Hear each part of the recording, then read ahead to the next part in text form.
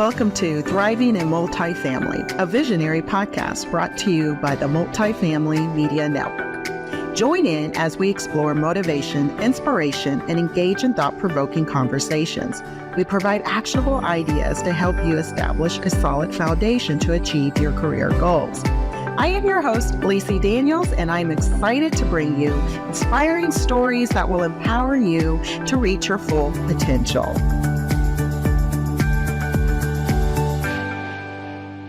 Hi, everyone, and welcome to Thriving in Multifamily and in Life. I am your host, Lissi Daniels, and I am excited about today's episode that is brought to you by Multifamily Media Network.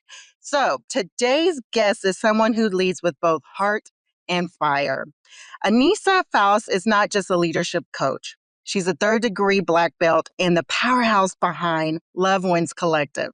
She's rewriting the rules of leadership with her signature framework, Love with Leadership, and the MOJO method, helping leaders spark purpose and build legacies that last. She's bold, resilient, and leads with love in everything she does. Welcome to the podcast, Anissa. So excited to have you here. And I mean every word about that, being resilient and bold. Thank you so much. It's my absolute pleasure to join you this morning. Thank you for having me. Yes. So, me and Anissa connected over LinkedIn through just, I always say social media is so powerful, right? And the way it connects individuals and the way you follow people and, what people make impacts and just engagement. And I love how we connected over, our faith and over the challenges and just the love of God and just going through things in life to overcome to get to where you're at today. And so never take advantage of social media and networking because you never know who you can meet and eventually build a relationship with, right? Yes, it really is an absolutely beautiful thing. Like, you popped up in my feed, I started following you, and I'm like, I have got to know this girl. Like, her heart is the same as mine. And, what a blessing to have connected and have, some of the really meaningful conversations that we've already had.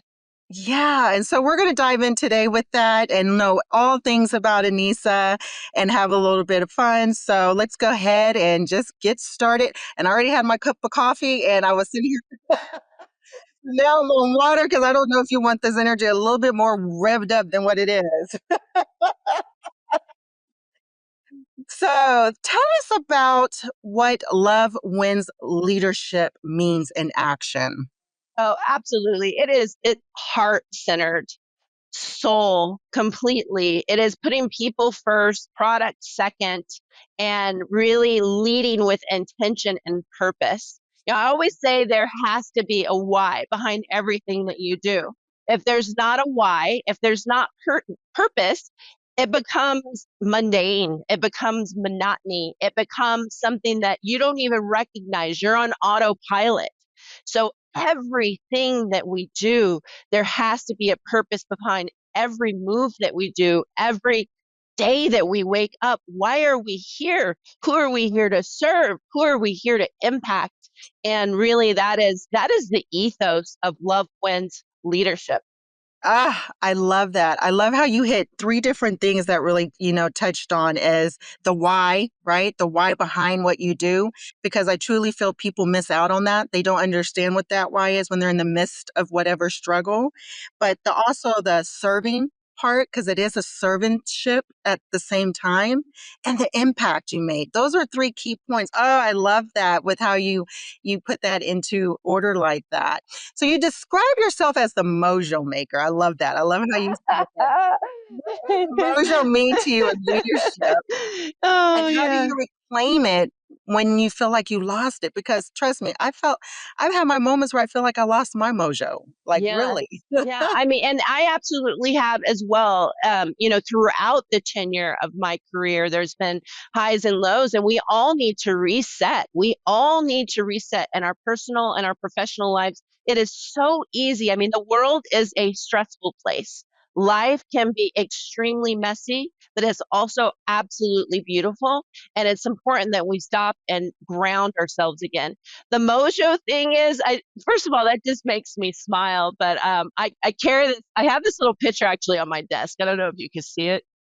But a little closer. Oh, I like it. Yeah. Okay. Oh my So God, that it's was me. beautiful. That was me like a couple of years old. I don't know. I was like 5 or something, like 4 or 5 at the zoo. I'm sporting my sunglasses, my piggy tails, and I am all like decked and dolled up, and talked to my mom about this picture, and she's like, you did that all yourself. Like you would just walk in and like own the place. And so I think Mojo to me is that inner confidence that absolutely just flows. But more importantly, it's your ability to be able to be resilient and not just bounce back, but actually bounce forward. Because if Oh, there's stagnancy when life hits you hard, and even when moments hit you hard, if there is stagnancy, if we're stagnant and we, have a victim mindset or overanalyze, which I've done all of that, right? But if we spend time doing that, that gives us less time, to really just move forward in a very positive way and a very regenerative way.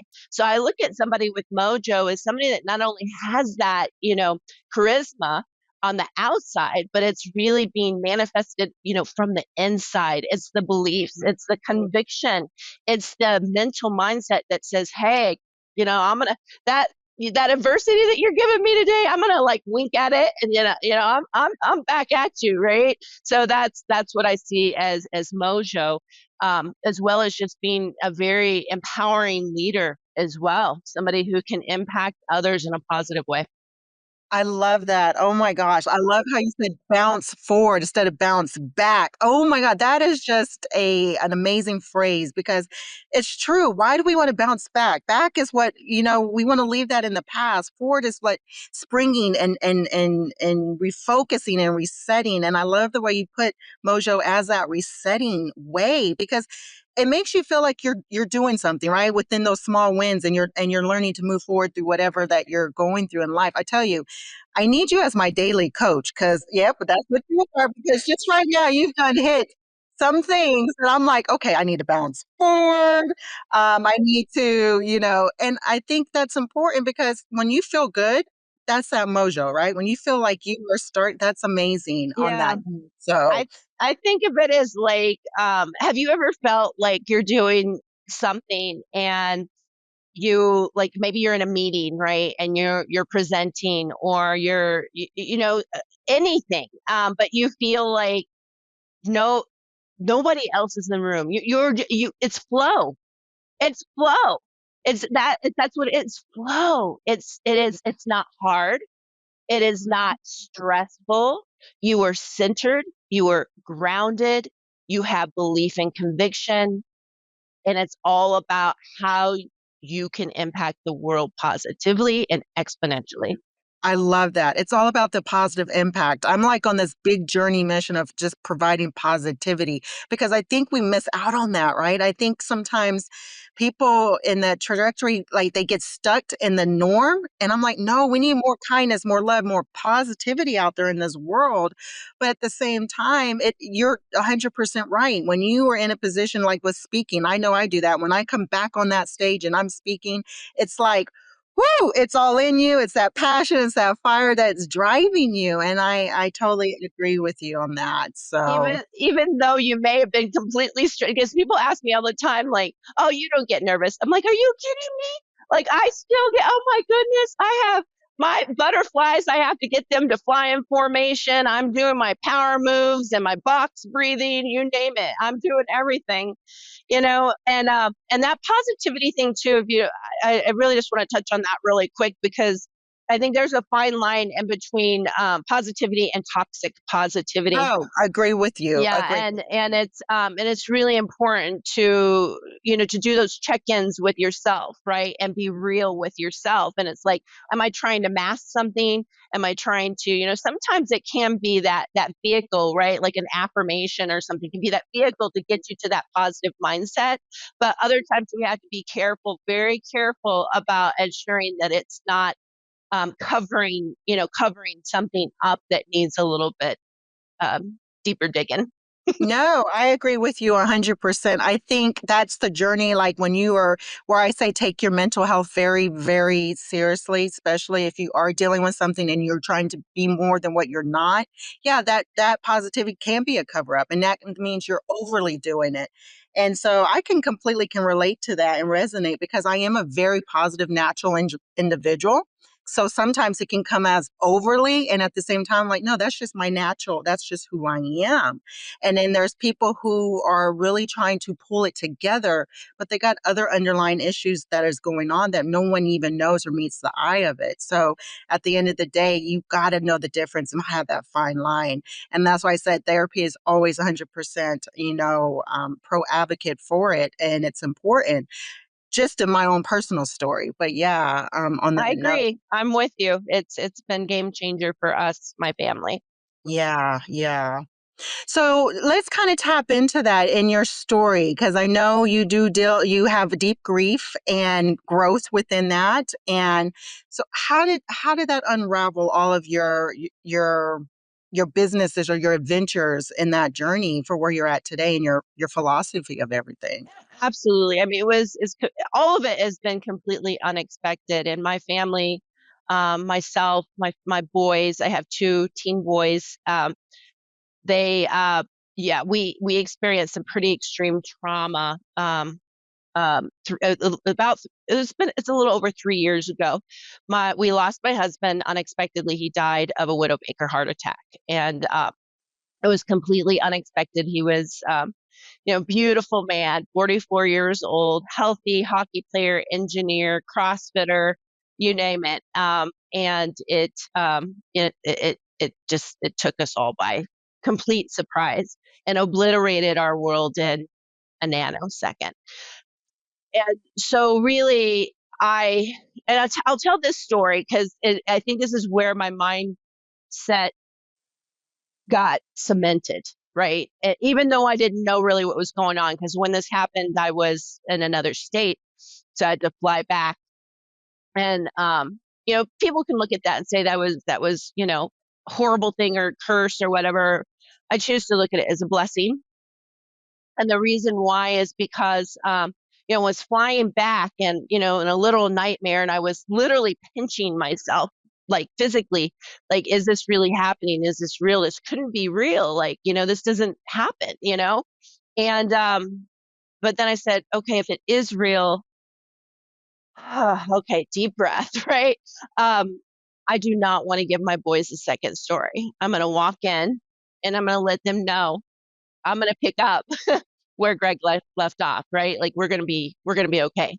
And so I kept asking myself over and over again, geez, is there something that, we should have said to one another, something that I should have told him, something he should have told me. And do you know that? And I was on two different flights. So in that couple hours, I came up with zero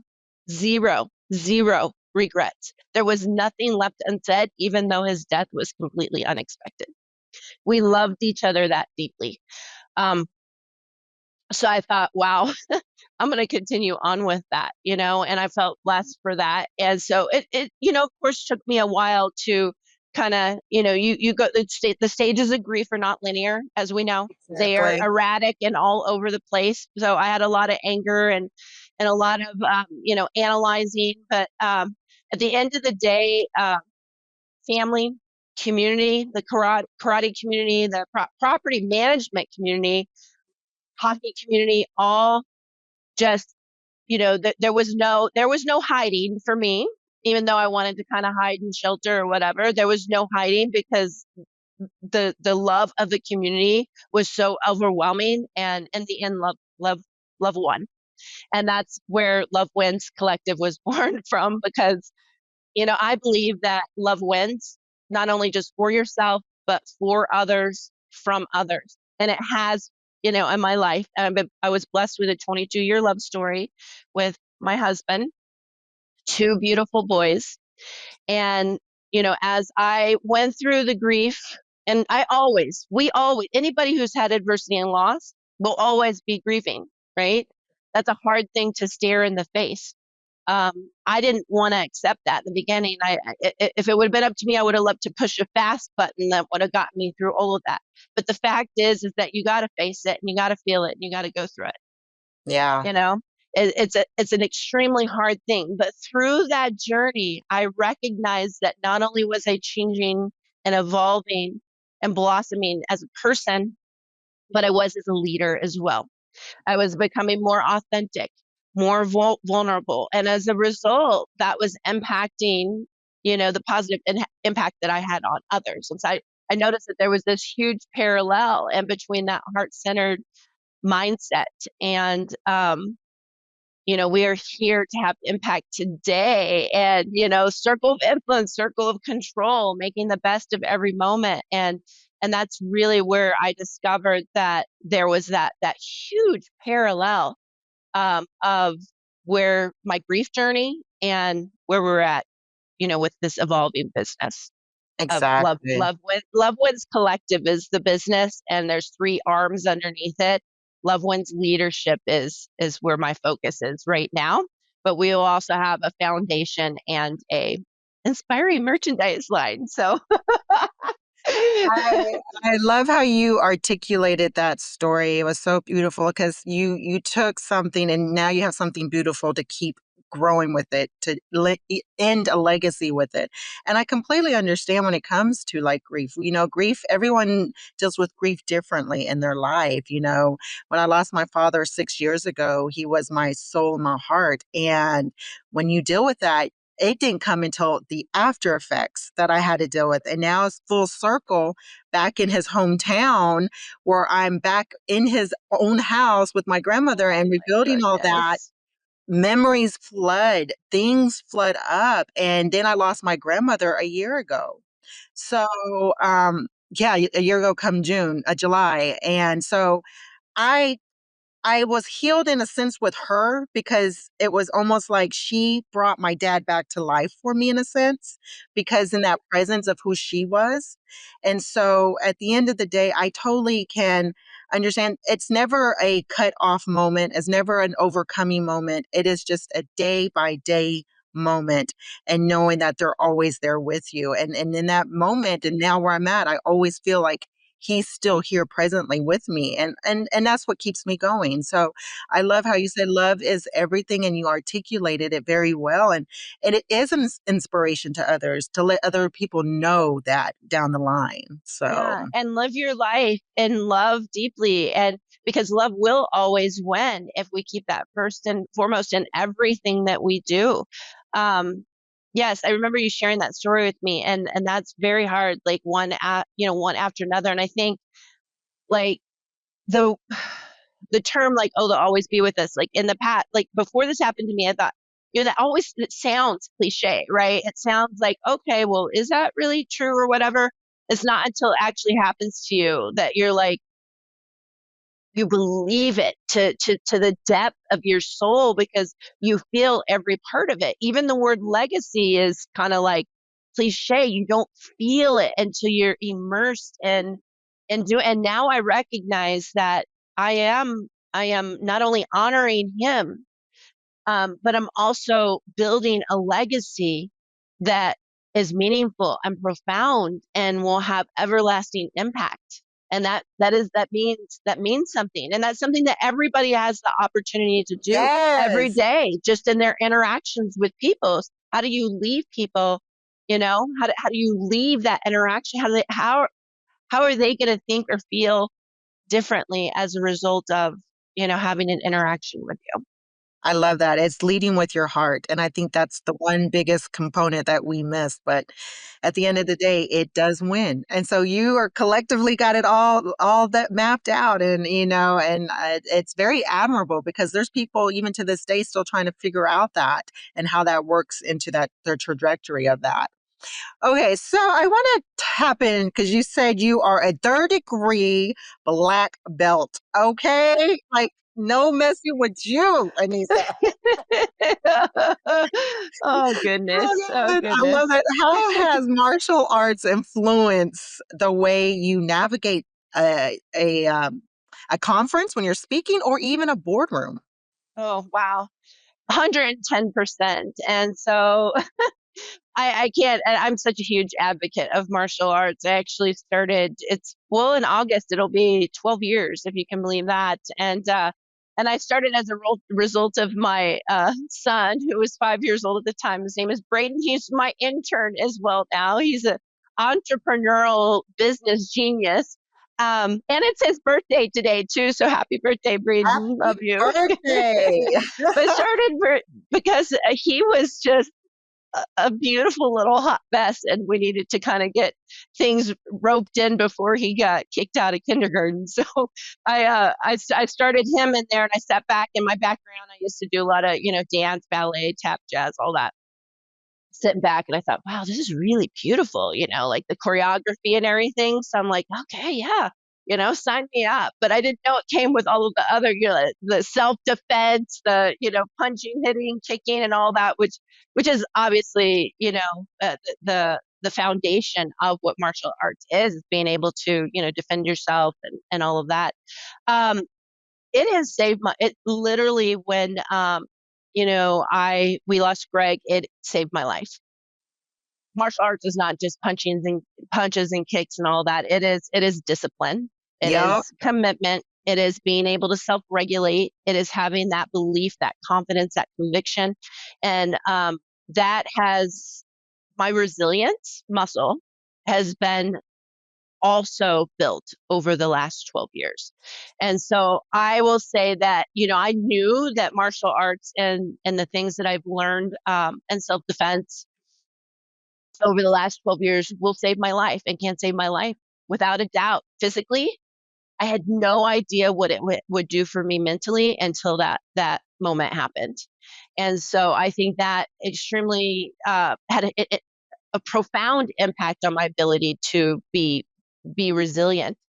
And then as it relates to public speaking, I'm also have been a competitor as well at the world level.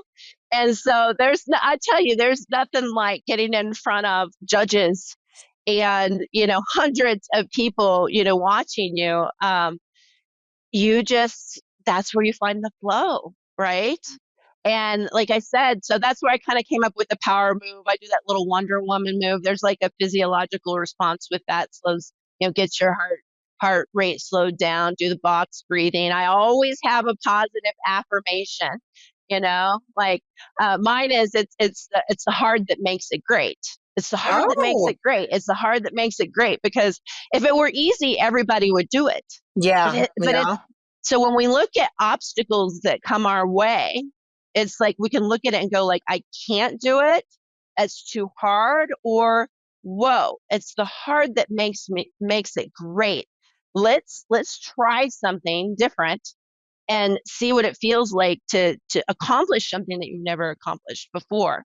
It's an extraordinary feeling. So yeah, martial arts has had a profound impact in my life. I love it. It's, the DNA that kind of runs through me. And I volunteer my time at the dojo as well. I love, I mentor and partner with adults and children and teach at night. Um, yeah, I absolutely love it. I always say I'm happiest on the mat, and it's so true. I love that because it's your heart. That's your passion too, on top of Yeah. that. And, Mhm. when you find something that's like a saving grace that keeps you moving and keep you going, you tend to put more into it. It lights that inner fire in you, right, of your soul. And sometimes we don't really realize that until you're like, because you're in the midst of it because it comes natural.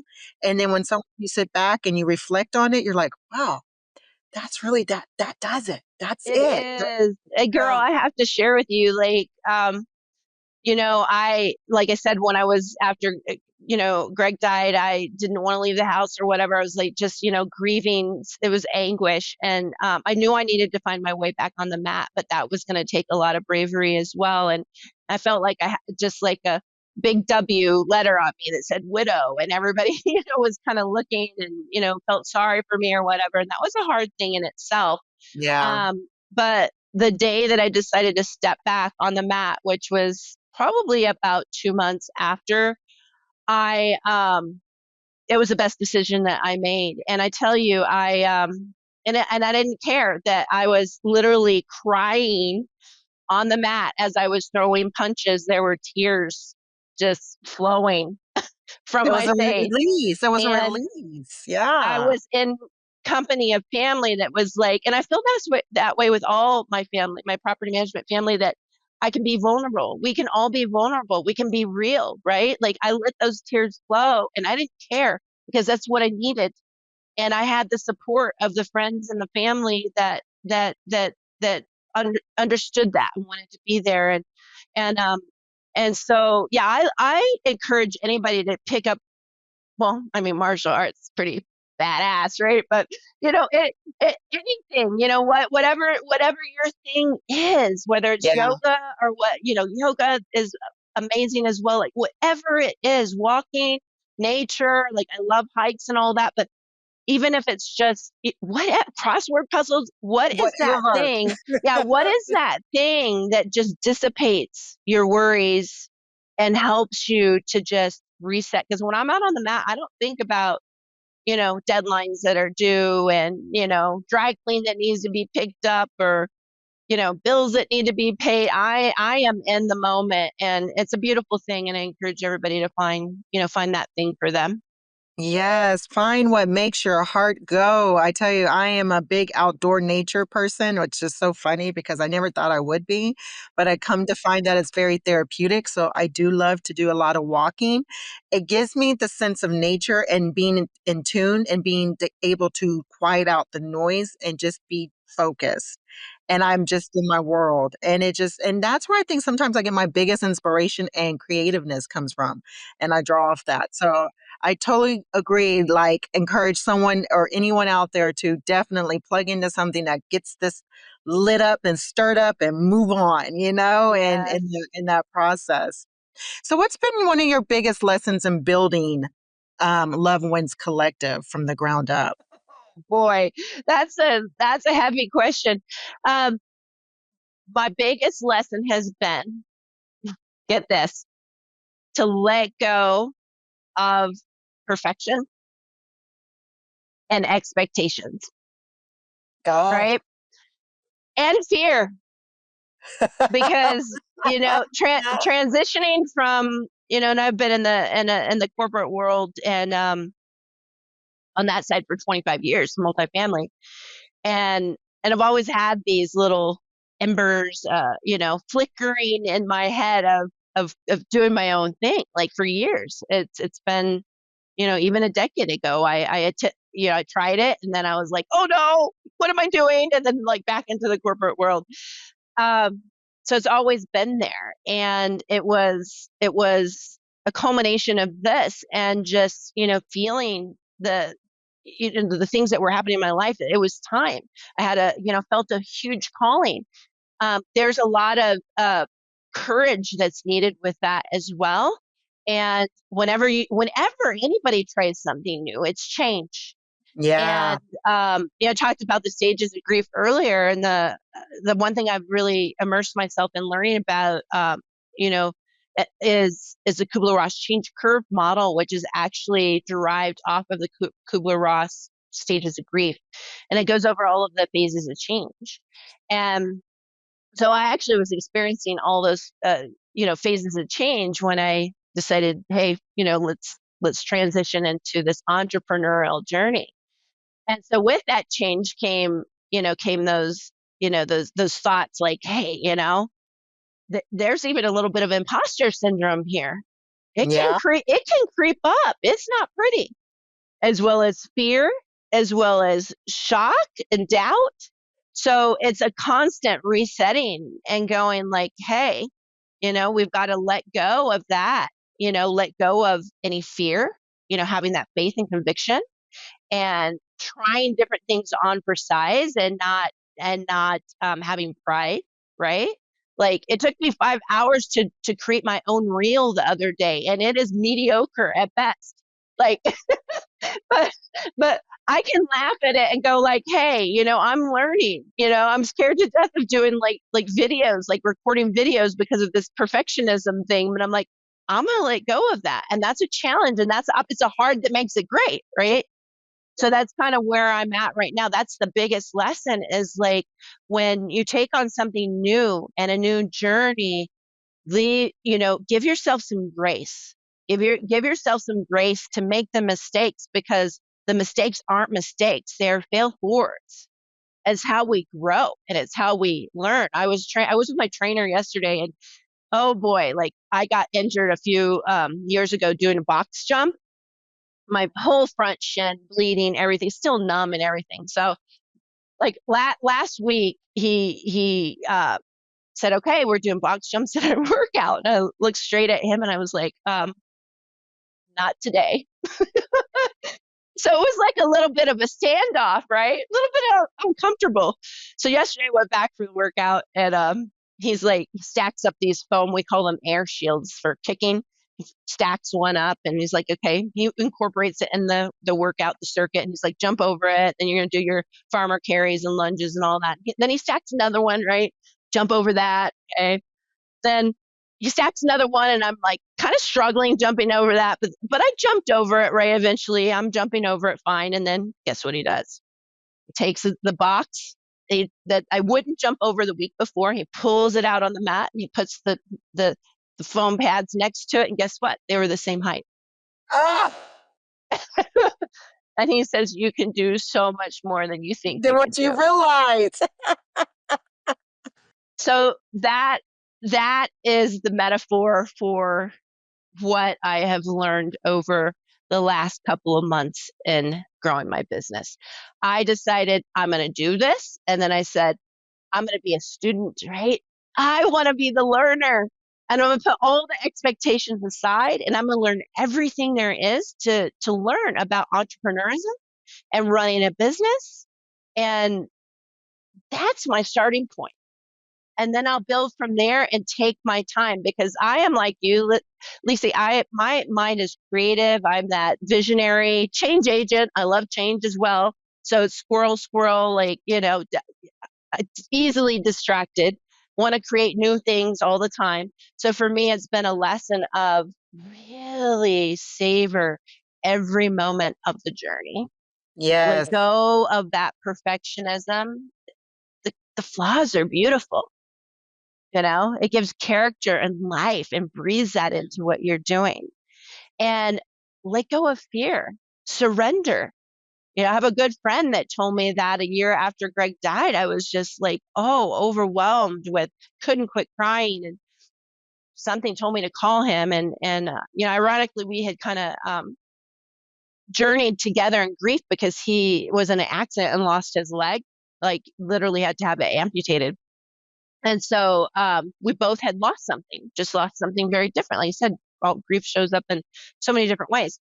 So anyway, I called him that day. It was the day before the anniversary of Greg's death, and I'm crying, like just couldn't quit crying. And he says, Anissa, you just got to surrender. You got to surrender to what was, what is, and what could be. Just surrender. And so at that moment, I decided surrender. Ooh. And I did it again when I decided to move, to launch this business. Surrender, like surrender to the perfectionism, the control, all of that. Surrender. What will be is going to be. Just put your heart into everything that you do, and the rest will follow. Whew, if that wasn't a word, Anissa, I don't know. Not no coffee for this. I'm like, I don't think I ever get emotional. Whatever. I got goosebumps right now, girl. Oh gosh, the spirit, I tell you, working. Because yeah, I can't even have a moment. It's This is talk well, about a conversation. we could do some flaming heart box breathing. That's the loved one's way. I just, oh my goodness, that was just, it was just so touching. And I just felt that in my heart. And I don't know. I think in life you hear things and you experience things, but I think that was just very beautifully. And so, and you're right. It's the fear let go and surrendering. And sometimes that's the hardest thing that we can do on our paths in our journeys. So I definitely, whew, yeah, I It need a is. break. It's a tough one. It's a It tough is one. a tough one. It takes a ton of courage. And that is also the ethos of Loved Ones leadership is rising with courage. Like I said, life is hard. Property management is hard. Yeah. Just very different than the 20 years ago. Different landscape today, and the pressures that our teams have, the pressures that we have coming from every different direction, and the political climate, everything is a lot. And so the ethos of Loved Ones leadership starts with rising with courage and being able to have those breakthroughs. I don't know if you can see back there, but on my desk, there's two bricks. They're holding up the books behind the laptop. They're bricks. I It's kind think of I like, anyway, see. Yeah. they're about this big. And last year, so about 6 months ago or something, I gave it my second try at breaking. Broken a lot of boards on fire, all that. It's so fun. Um, but I'd never broken a brick, right? And I tried a couple of years ago, and I wimped out. But this last time, like I said, it was about 6 months ago. Me and my son, or we were challenged at the dojo with, breaking a brick. Like I said, it's a real brick, and it's about that thick. And of course, all of the doubts came into my head. I can't do this. It's too hard. I'm going to hurt myself. All of that. Think about that. What's your brick? Everybody has a brick. Can't do this. Too hard. Everybody does. We all have one. But it's locking in and believing that you can, and that you can break through. And, I looked up, like you said, he's with us, right? My husband was right. My husband was right there with me. Said, I've been through the worst. I can break a damn brick. You sure can. Yeah. Break those bricks. Yeah, and that's right. I mean, and that is a metaphor for life, right? Because we all have bricks, and we all have bricks and challenges that we have to break through. But we also, there's a finesse, and there is a soul search, and finding the courage to do it as well. Agreed, agreed. Oh, man, this conversation has just been amazing, Anissa. I think we've tapped on so much in just one little packed session, and I probably could talk to you for days and days. Just think about having coffee and on that note in two totally different states. But I do want to have you finish this sentence. The world needs more leaders who. It's a it's This is going to be an obvious one, but that who love. Yeah, the world needs more leaders who love. I couldn't agree with you more. Love wins. There you go. Love wins. Above all, love wins. Yeah. Well, go ahead. I was Yeah, I was like, well, that's gonna be an obvious, should I say that, or should I say something different? But Lucy, I believe that from like the depths of my soul. And it's hard because in my past, I mean, it's not an acceptable term really in the business world, right? HR, especially, because they look at it a little bit differently. But I want to kind of change that, and turn it upside down on its head. Like when we say that yeah. word, it doesn't mean, the Hallmark story love. This means heart centered. This means going beyond the IQ and the EQ to, there's five other Qs of, intelligence, relational intelligence, aptability quotient, the purpose quotient, the neuro leadership backing behind the love ethos that I believe in and share is impactful exponentially. And so when I say love, it's that love that encompasses the regenerative leadership side of things, Yep. as well as the neuro leadership side of things and the data that backs it up. Exactly. So very different. But I'm going to stick with that final answer, love. With our facts behind it. But I couldn't agree with you 100%. I do, because it is love does win when it comes to leadership, because it is the influence, impactfulness, the inspiration, all that teams need to drive on top of everything that you just mentioned. It's not just going in there and working. There's more to it. And I think that's something that is admirable, but something that our world needs that change of. So I totally believe that in my heart and soul. So, well, this has been fabulous. Thank you for such a in-depth and opening, sharing conversation. I have enjoyed it. I know the listeners will enjoy it and getting to know you a little bit more. And I will give you a few seconds if you want to go ahead and plug anything in, and then I will sound us off. Well, it has been so much fun. My absolute pleasure. Like, again, such a blessing getting to know you. I love what you're doing.